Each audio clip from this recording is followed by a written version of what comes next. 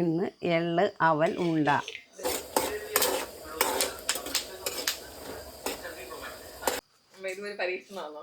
പരീക്ഷണം. എന്തൊക്കെ സാധനങ്ങൾ വേണം? എള്ള്, ശർക്കര, അവല്, കപ്പലണ്ടി. ഇപ്പം എന്ത് ചെയ്യാൻ പോന്നെ? ഇനി കുറച്ച് എള്ള് എടുത്തിട്ട് വറക്കാൻ പോവാ നെയ്ക്കകത്തിട്ട്. കാണിച്ച്. നെയ്ക്കകത്തിട്ട് വറക്കുന്നേ? നെയ്ക്കകത്തിട്ട് വറക്കും. ഇതിനപ്പം അളവൊന്നും ഇല്ലയോ? അളവൊന്നുമില്ല, നമ്മളിതൊരു പരീക്ഷണാർത്ഥം ചെയ്യുക, ചെയ്ത് നോക്കുക. ഒരു എള്ളുണ്ട്. ഈ പാലൊക്കെ കാച്ചി വെച്ചേക്കുന്നത്? കാച്ചി വെച്ചേക്കുന്നത് ഉറ ഒഴിക്കാനും. ഇതിനകത്ത് പാലിൻ്റെ ആവശ്യമുണ്ടോ? ഇതിനകത്ത് പാലിൻ്റെ ആവശ്യമൊന്നുമില്ല. ഇനി എന്തെടുക്കാൻ പോകാമേ? കുറച്ച് അവലും കൂടെ അതിനകത്തോട്ട് ചട്ടിയിലോട്ട് തന്നിട്ട് വറക്കണം. അതിനും അളവ് നമ്മുടെ ഇല്ല, നമ്മൾ ഒരു ഉദ്ദേശം അളവ് എടുക്കുന്നു. എല്ലാം ഇങ്ങനെ അങ്ങ് വറുത്തു.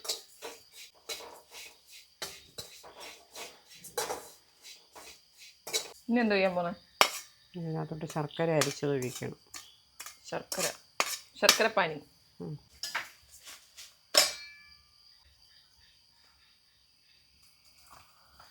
ഇത്ര മതിയമ്മേ ശർക്കര? നല്ല ഹോം മെയ്ഡ് നെയ്യുടെ മണം.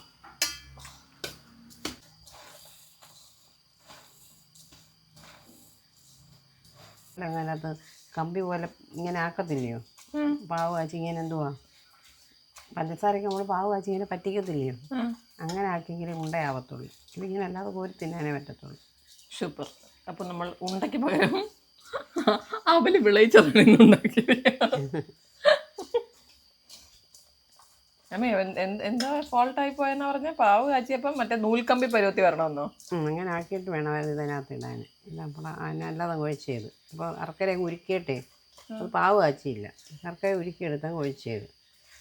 പക്ഷേ ഇത് പാവ് കാച്ചി അതിനകത്ത് ഇട്ട് കൊടുക്കുമ്പോഴത്തേന് ഇങ്ങനെ കുറുകി എടുക്കുമ്പം പശ പോലെ അങ്ങായി ഒട്ടും. അങ്ങനെ ആയില്ല. അപ്പം നമ്മുടെ പരീക്ഷണം ഹാഫ് പാളിപ്പോയി എന്ന് പറയാം. നമുക്ക് കഴിച്ചു നോക്കിയിട്ട് പറയാം സാധനം എങ്ങനെ ഉണ്ടെന്ന്.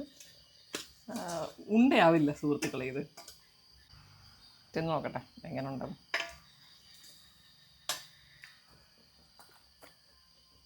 കൊള്ളാം. നല്ല ടേസ്റ്റ് ഉണ്ട്.